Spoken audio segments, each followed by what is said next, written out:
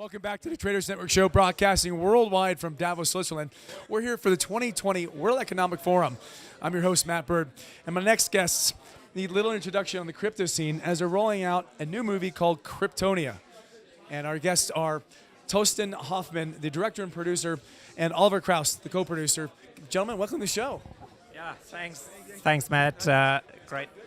Thanks for having us. Thanks. So, guys, there's a little claim going on within Davos here about the movie coming out. We shared offline the inspiration behind it. Tell me a little bit about what drove you to create it, and what do you expect from this? Yeah, so I did a small Bitcoin movie 5 years ago, and since then, as you know, the space has exploded, right? It's 100 times bigger. There's big scams and big billionaires in the space, so there's a lot of action, and now I think it has permeated into the mainstream. Right? People talk about blockchain. Here, it's all over Davos, so it's only natural to make a film. I love that. And you know what, Oliver, I want to thank you. In the wee hours of the morning while you're flying back into Europe, Oliver called me and said, well, you have to sit down and we have to do this. And I'm so glad we had a chance to bump in here. You know, of all the places, of all the people, with all the 1,000 people here, we end up finally colliding, and I'm glad. Oliver, tell me what this movie was like for you. Well, for me, it's super exciting to have been able to be part of this project. And when Torsten came up with the idea like 1.5 years ago, I was really passionate about it, and I basically opened up my Rolodex and connected him to many people, to Fabian Vogelsteller, the inventor of the ERC20 token, Bruce Pons, many of the big bright guys here in the space, and I think we got some pretty exciting stuff out of it with his team. That's amazing.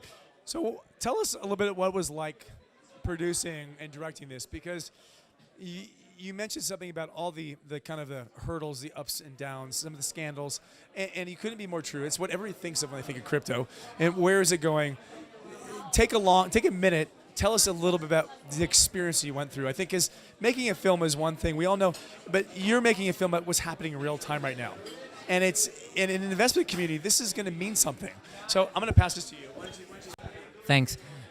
Yeah, so I think the challenge of making a film like this is, how do you stay relevant? The space is moving so fast. If I talk about a project that's dead in 2 months' time, why do I want it in the film? So the challenge is to write it in such a way that it's still accurate in 2, 3, 4 years' time. And I think I went through that exercise 5 years ago in my first Bitcoin film. It's still 90% accurate, so I kind of have a good feel on it. And regarding the personalities, you know, for me, it's kind of fun to talk and challenge those people, right?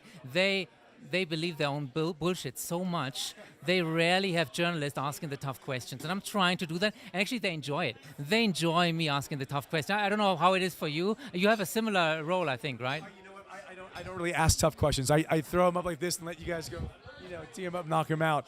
But no, get in some of the stuff. Tell us some of the questions you ask. So what are some of the takeaways and highlights that you could look back and go, I cannot believe that it happened? Yeah. Well, I mean, 5 years ago, all these guys were on the same team. They were fighting against the establishment. Now they're fighting against each other. My coin is the real Bitcoin. This guy is the wrong Bitcoin. You know, stuff like that is happening. Then they all talk about, oh, we're building this decentralized currency, this decentralized system. But there's one guy in charge of it, one guy with all the billions of dollars behind it. So you have to really question some of these big claims, and that's why the film is called Cryptopia. There's a lot of utopian or crypto-utopian ideas behind it. So Oliver, you straddle, now you're on the entertainment side of this, you're on the institutional side, and you're a thought leader in the industry. What was this like for you contributing to the film? Well, first of all, it was really exciting also to connect basically to the people, or reconnect to the people who really built the infrastructure on the one side, and also connect the dots to the application side, which is the industries, financial services industries, where we will see a revolution in the payments first, but then also in other fields. And for me, yeah, it's simply also, I mean, film is new, the whole business to me, so it was also very new experience there. Yeah. If I can add to that, the original crypto crowd are the anarchists and the libertarians, right? And then the professionals come in, and I think Oliver represents that kind of new mindset, the professionals, the big industries, the enterprise project that you've been consulting. So I think this is part of the story here. Used to be a small little project. Now it's a big, huge industry.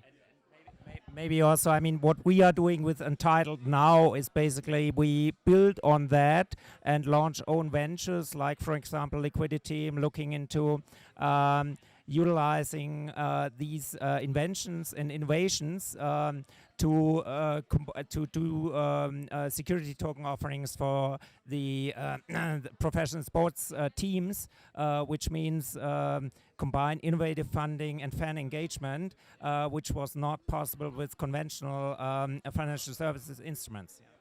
You know, tokens are not a new thing for the entertainment industry.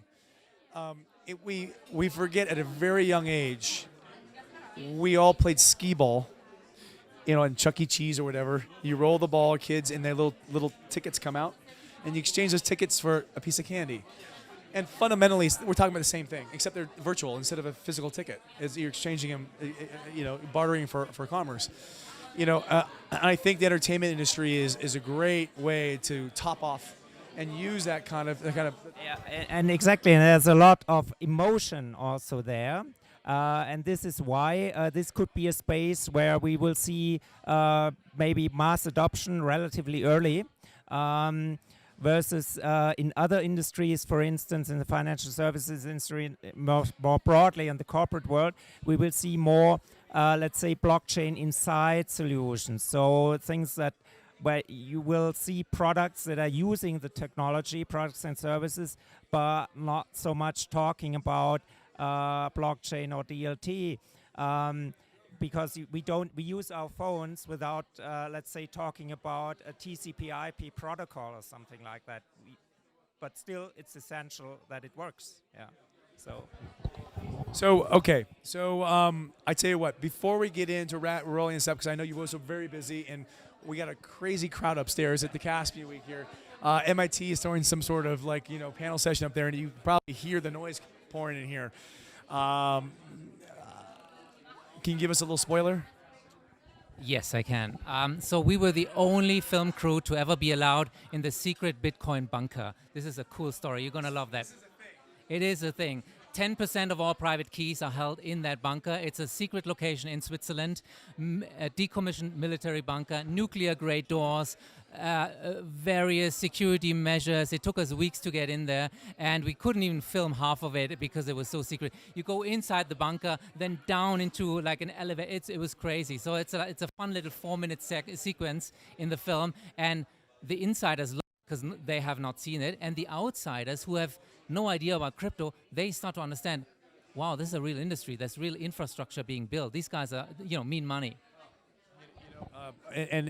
You probably have a lot of hackers out there paying real close attention. That's real money in a real military institution.